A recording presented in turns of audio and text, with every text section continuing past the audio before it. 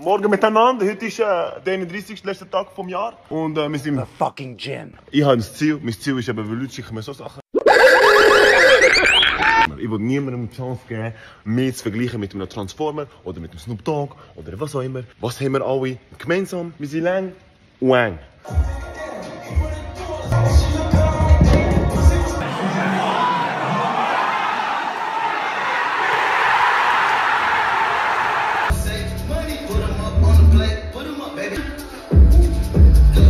Pass auf, nächstes Jahr lacht er nicht mehr, weil ich lustig bin. Der lacht aus Angst.